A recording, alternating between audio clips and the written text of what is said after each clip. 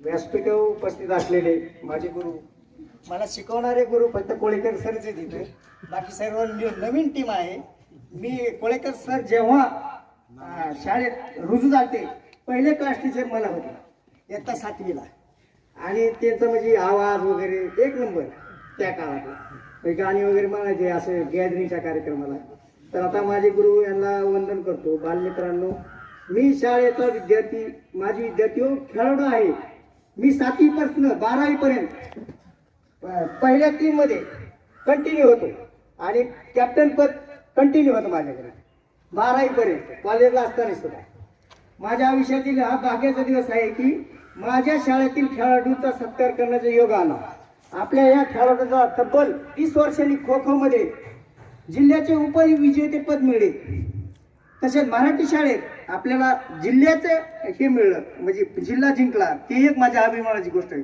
ती सुद्धा मिरवणूक आम्ही ट्रॅक्टरमध्ये काढली, गावकऱ्यांनी सहकार्य केलं सगळ्या, आणि ती आपण खेळाडूंची मिरवणूक काढली, शुभेच्छा दिल्या. त्या सगळ्या ह्या खेळाडू 4 खेळाडूंना, 5वा तो आपला राऊत याची राज्यस्तरीय खेळाडूसाठी निवड झाली.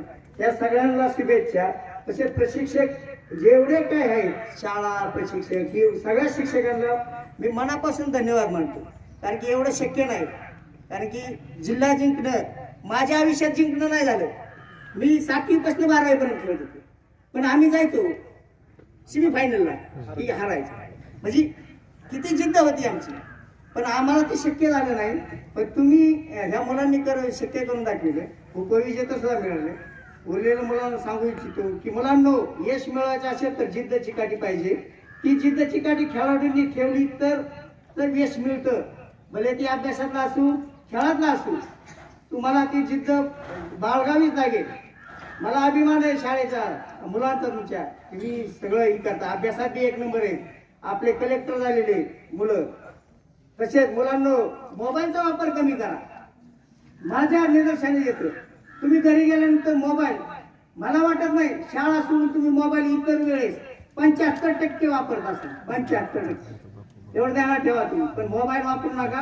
जो मोबाईल विद्यार्थी वापरत नाही तो सक्सेस झालेला आहे. उदाहरणार्थ तन्मय जगदळे मोबाईल वापरत नव्हता, ऑनलाईन अभ्यास करत नव्हता, मोबाईल बघतच नव्हता हो, तरी त्याचा MBBS ला नंबर लागला. सोपा नाही MBBS व्हायचं आपल्या खेडेगावात नाही. मी प्रत्यक्ष लातूरला जाऊन बघितले, लाखो मुले, लाखो, पण मोबाईलवर चॅटिंग, फक्त मोबाईल तन्मयकडे नव्हता, लातूरला अभ्यासाला होता. त्यांनी असा अभ्यास करून पास झालेला आहे. त्यामुळे मोबाईल, मुलं काय सांगते सर आम्हाला अभ्यास आहे मोबाईलवर, तुम्ही देता का सांगा मला. नाही बघा, शिक्षक तर मुलं अभ्यास देत नाही. आमची मुलं पण आता आदित्य आहे, सोम आहे, हे सुद्धा बोलतात आम्हाला अभ्यास सांगितलाय, ऑनलाईन अभ्यास सांगितलाय. पण आम्हाला विचारायचं तुम्हाला की बुवा ऑनलाईन अभ्यास तुम्ही देता का.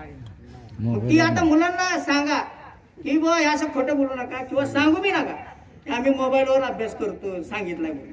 काय होते, मुलं पालकांना, मी तरी शिकलेला आहे जरा, पण जे त्याला काय माहिती, म्हणजे ही सूचना लय महत्वाची आहे आपल्याला. कारण की अभ्यास, मोबाईल पालकांना सुद्धा सांगा, प्रत्येक पालकाला सांगा मोबाईल देऊ नका, अभ्यास आम्ही सांगत नाही. मुलं खोटं बोलत आहेत, भले ती माझा असू द्या, कोणाचा बी असू द्या, मुलं खोटं बोलत आहेत. तसेच मुलांनो, मोबाईल वापरायचं टाळा, तर सक्सेस होणार आहे तुम्ही, एवढं ध्यानात ठेवा. तरी मुलांना शिकवणारे पालक अहोरात्र कष्ट करत आहेत. तुमचे पालक अहोरात्र कष्ट करत आहेत. आपला मुलगा शिकून collector, doctor, engineer, pilot, class 1 अधिकारी व्हावा, ही त्यांचं स्वप्न आहे. तुम्हाला पाहिजे ते देतात हो, 10ची नोट आहे 100ची देतात. बघा तुम्ही, आता माझी मुलगी LKG आहे, तिने पैसे माहिती, मी 10वी 20 देतोय हो. पण काय करता तुम्ही, त्या 10च्या 10चं काय करणार आहे, विचारित नाही तुम्हाला पालक. पण तुम्ही तसं करू नका. मग पैसे लागतात तेवढेच घ्या, वायपट खर्च करू नका. कारण पालक कष्ट करून हे करतायत. प्रत्येक मुलाला विनंती, आपले वडील काम करतात त्याची शूटिंग काढून आणा. प्रत्येकाने आपल्या त्यांच्या मोबाईलमध्ये शूटिंग काढा, ते काम करतात. कोण दोंडी काम करते, कोण शेती करते, कोण दार करते, त्याची शूटिंग काढा. आणि त्या शूटिंगच्या एक आपण हे करू. चायनाचा एक व्हिडिओ बघितला असेल, चायनाच्या व्हिडिओमध्ये म्हणजे मी मुलांसाठी दाखवतात शाळेत, प्रोजेक्टवर दाखवतात की ती जे पालक काम करतात ही मुलांना दाखवतात आणि त्यातनं मुलांना सांगतात असं काम करावं लागेल नाही शिकला तर, म्हणजे मुलांना त्यातनं ती लक्षात येण्यासाठी किंवा आपण काम शिकावं लागणार आहे, नाहीतर आपल्याला गाढव काम करावं लागेल. ही म्हणजे ती चायनाच्या व्हिडिओ मी बघितल्यामुळे मला ती आठवलं की म्हणजे मी प्रत्यक्ष बघितला ते व्हिडिओ. खरंच म्हणजे ते सांगण्याजोगं आहे की प्रत्येक मुलांनी प्रत्येकाने एक व्हिडिओ काढून सरांना पाठवा. आपण तेव्हा शाळेत दाखवू सगळ्या मुलांना कुणाचे वडील काय काम करतात आणि ते काम करायचं नसलं, गाढव काम करायचं नसलं तर शिकावं लागेल. एवढं ध्यानात ठेवा. शिकला तर तुम्ही टिकला, नाहीतर तुम्हाला कामच होणार नाही. आता सांगतो मी, आता घडीला जे 12-13 आहेत ते काम एकही काम करत नाही, घरी एकही काम करत नाही. तसं काय करू नका आणि तुम्ही जास्तीत जास्त हे करा. आपल्या शाळेचा मोठा इतिहास आहे. आपल्या शाळेत आजी जोशी सारखे कलेक्टर घडले, शाळेत संतोष मेहते डॉक्टर, राजेश बर्डे, तात्यासाहेब जाधव, चंद्रकांत सारंगकर तर बाहेर गावाहून येऊन शिकले, इतर राहत होते. डॉक्टर आहेत आता BDSचे दाताचे सगळ्यात फेमस डॉक्टर आपल्या आसपासला 2-4 तालुक्यातले सारंगकर डॉक्टर.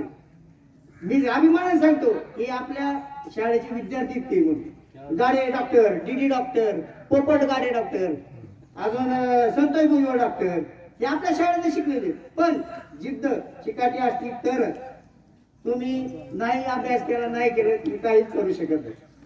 तसेच क्लासरूम अधिकारी इंजिनियर आहेत आपल्या गावातले कितीतरी मुले आहेत, पण ते जिद्द चिकाटी असल्याशिवाय होत नाही. तरी येणाऱ्या काळात आवाहन करतो, अभ्यास करा, खूप अभ्यास करा, खेळात बी पाहिजे. राजेश बर्डे डॉक्टर अजून 10 किलोमीटर पळतात, त्यांच्याकडे एवढे मेडल आहेत, एवढे सर्टिफिकेट. मी स्वतः त्यांच्या हॉस्पिटलला व्हिजिट दिली तर एवढे मेडल आहेत त्यांच्या डॉक्टरचे आहेत. अभ्यास करतात, सगळंच करतात, डॉक्टरकी करतात, खेळतात, व्यायाम करतात, सगळं करतात. मॅरेथॉनला 30-30 किलोमीटर पळतात ते.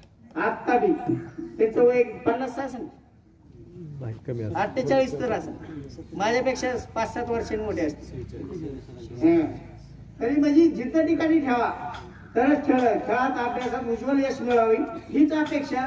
इथून पुढे माझ्या भाषणाचा थोडा तरी अनुभवात घ्या आणि त्याचा अवलंब करा अशी माझी तुम्हाला हात जोडून विनंती आहे. एवढं बोलून माझे 2 शब्द संपवतो.